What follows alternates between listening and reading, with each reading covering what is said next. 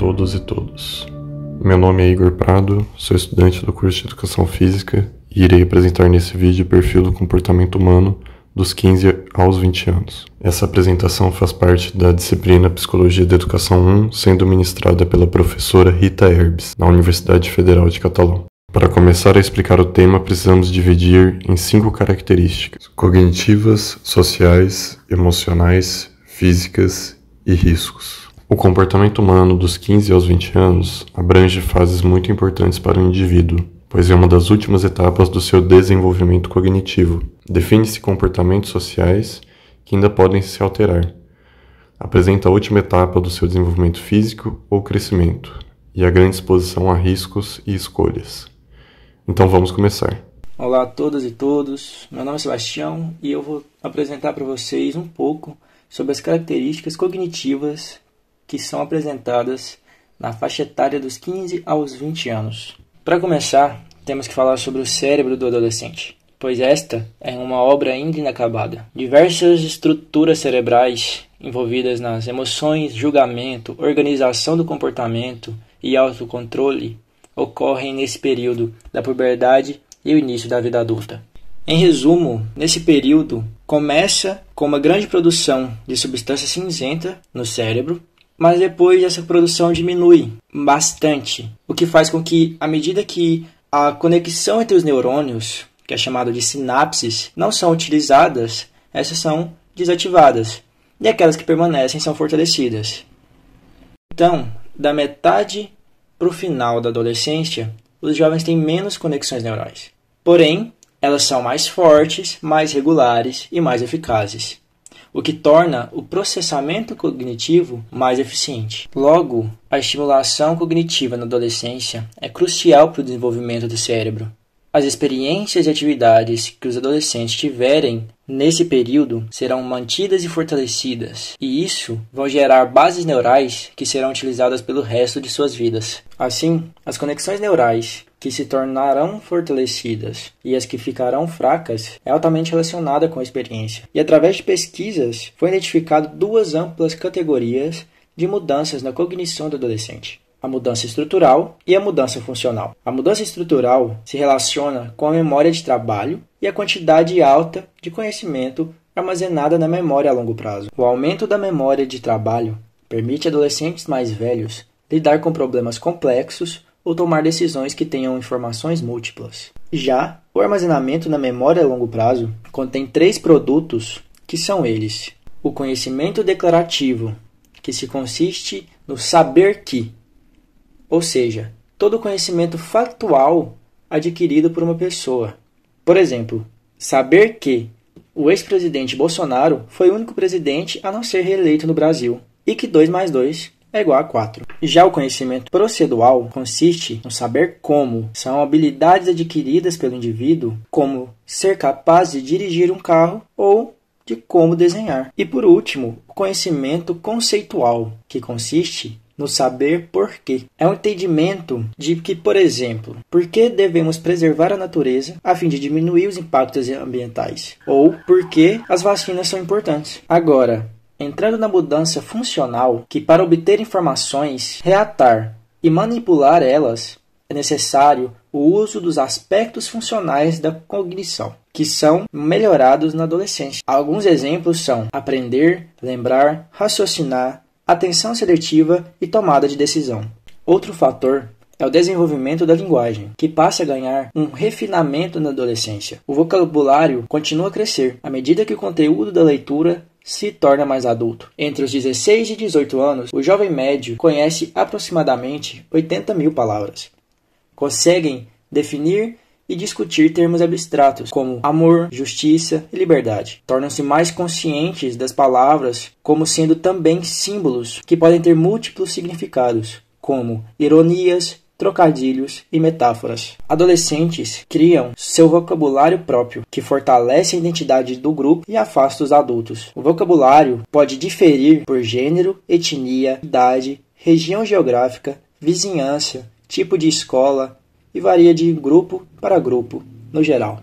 Olá a todos! Meu nome é Ana Carolina, sou estudante do curso de enfermagem e irei apresentar para vocês as características emocionais apresentadas nessa faixa etária em questão. Nesta faixa etária, é perceptível a tendência do ser humano de se voltar aos amigos em busca de modelos de comportamento, companhia e intimidade, começando a explorar um mundo mais amplo. Neste intervalo de idade, principalmente, se lida muito com o gerenciamento de sentimentos, comportamentos e emoções.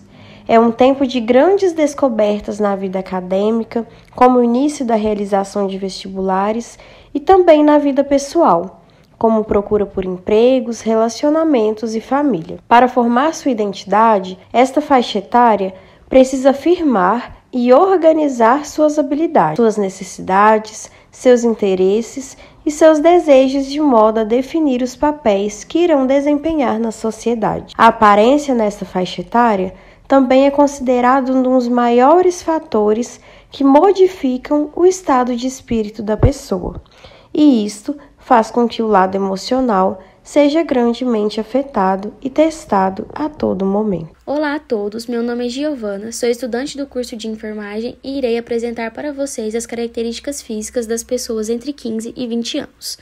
Uma mudança física importante que abrange essa fase é o início da puberdade. Acredita-se que a adolescência e a puberdade se iniciam ao mesmo tempo, no período entre 11 e 19 ou 20 anos de idade. A puberdade envolve alterações físicas dramáticas. Essas mudanças fazem parte de um longo e complexo processo de maturação que começa antes do nascimento e suas implicações psicológicas podem continuar até a vida adulta.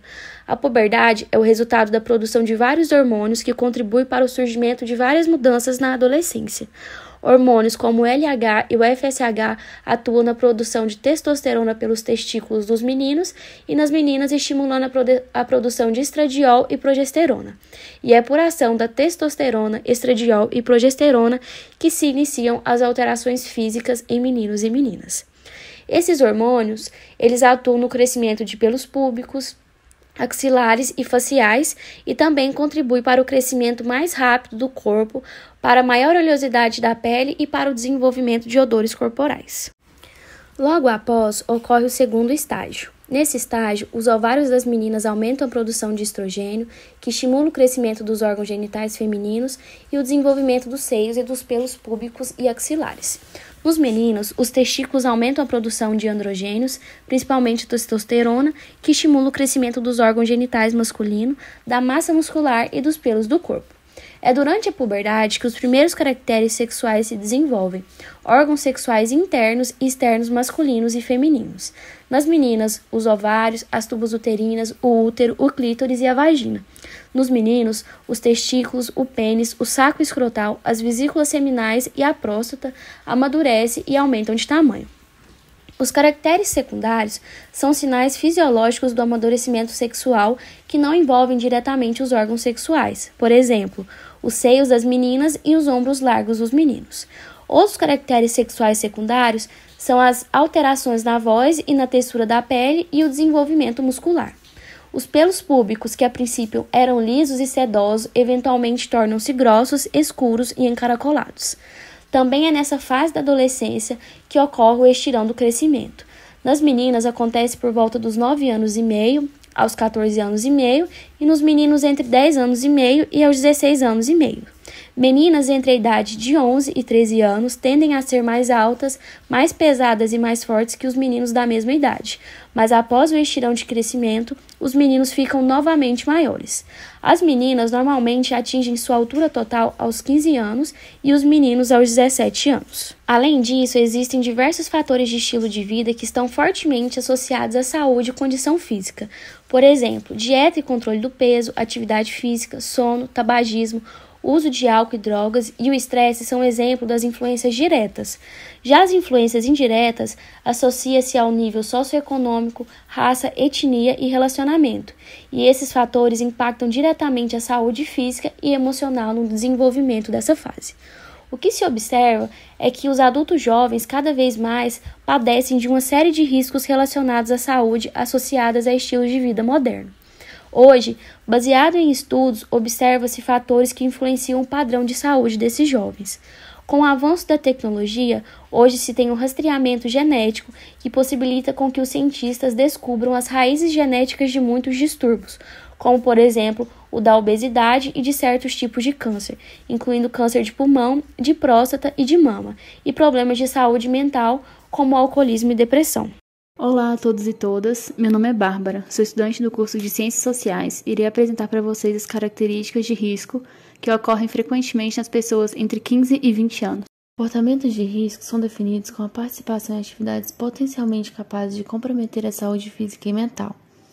Quando as questões sociais e históricas são adicionadas ao entendimento da fase adolescente, compreendendo que o homem é natureza e a história dessa natureza, possibilita-se uma análise do desenvolvimento humano de maneira mais próxima das realidades vividas. Os comportamentos são considerados de risco por estarem significativamente associados às principais causas de morte, invalidez e problemas sociais entre adolescentes e adultos. Comportamentos que contribuem para lesões acidentais e violência, uso de tabaco, álcool e drogas, atividades que contribuem para doenças sexualmente transmissíveis, comportamentos alimentares pouco saudáveis e inatividade física são exemplos. A antropóloga Margaret Mead executa uma pesquisa etnográfica no ano de 1925 em uma sociedade primitiva nas ilhas de Samoa, no Pacífico Sul.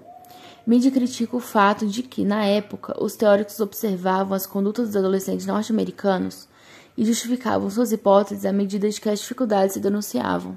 Questiona os estudos com base na análise do comportamento, uma vez que estes desconsideravam a cultura e o ambiente social em que o indivíduo se desenvolvia.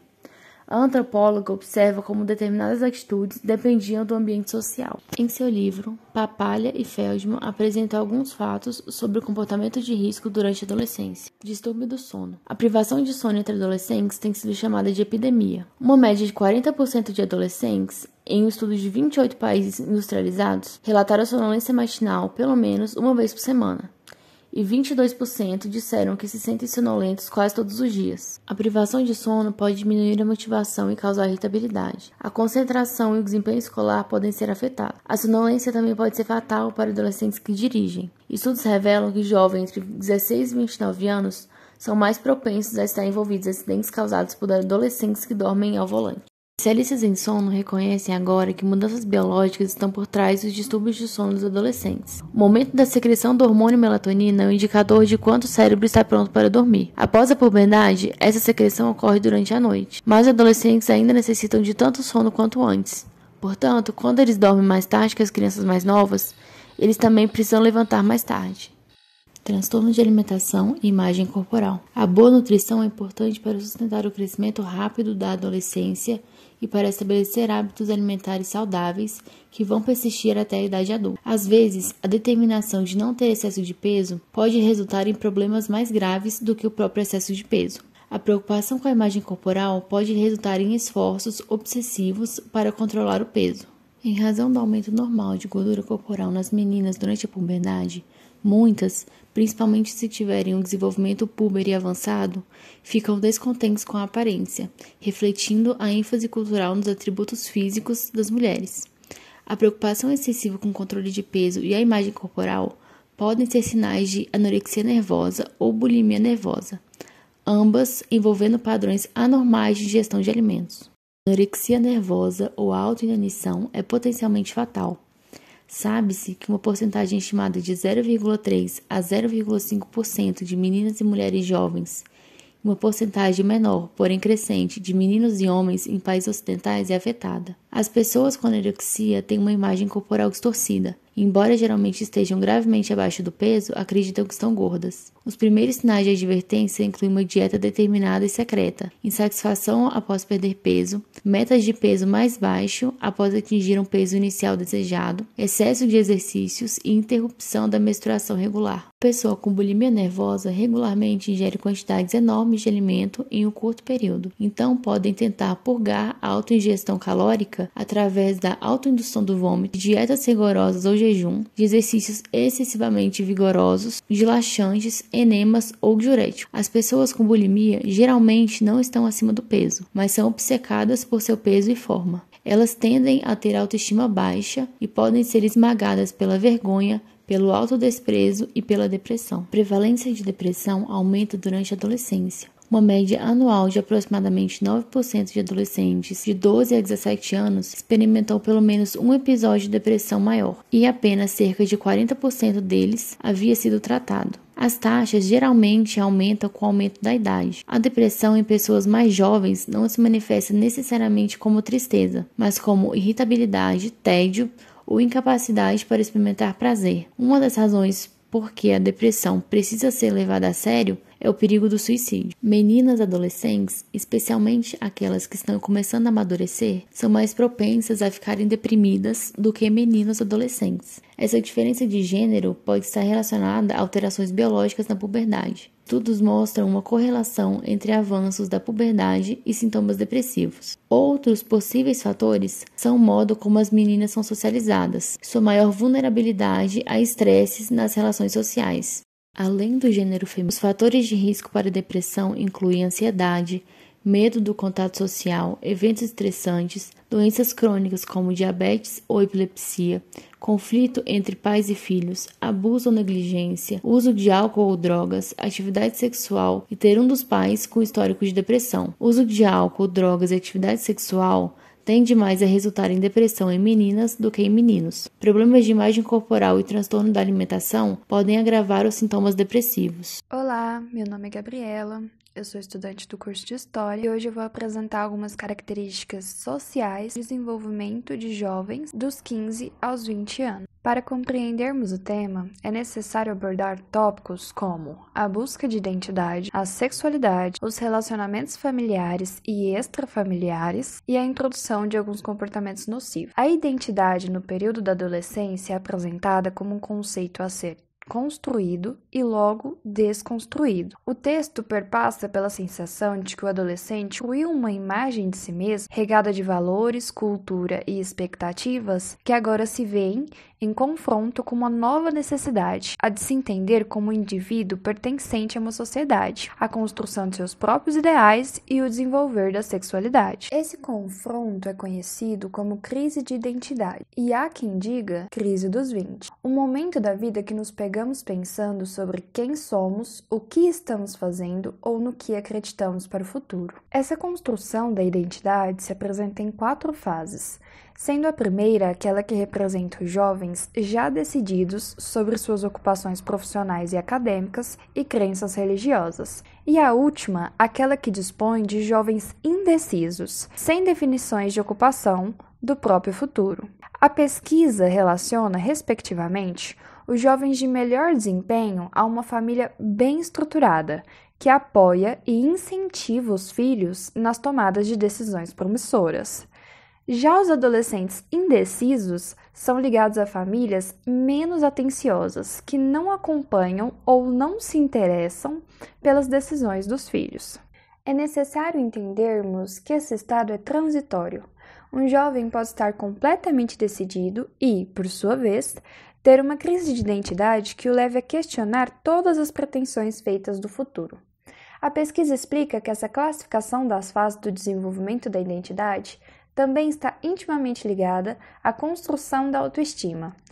Isso é exemplificado na relação de etnia e construção de identidade, onde jovens que compreendem e aceitam suas etnias tendem a ter uma identidade mais bem consolidada. Logo, a identidade também se apresenta num quesito sexual, na construção de uma identidade sexual ou de uma sexualidade ativa e bem definida. Na adolescência, é comum que se explore a orientação sexual, entendendo as preferências, gostos e fantasias individuais. A sexualidade interfere bruscamente na formação de identidade. Exemplo: um jovem em fase de realização, que é o estágio considerado mais bem-sucedido devido à estabilidade da autoestima e das decisões profissionais e acadêmicas, pode facilmente entrar em um confronto de identidade ou crise de identidade ao se entender como homossexual. A orientação sexual é capaz de mexer com a autoestima e com a relação familiar, colocando o adolescente em uma posição instável diante do futuro, da família e de si mesmo. Mas, restabelecendo alguns pontos, esse mesmo adolescente pode voltar à fase de realização, assim como pode não voltar. Para alguns, se entender como parte da comunidade LGBTQIA+, pode ser uma experiência traumática quando não se tem o acolhimento e respeito da família e amigos.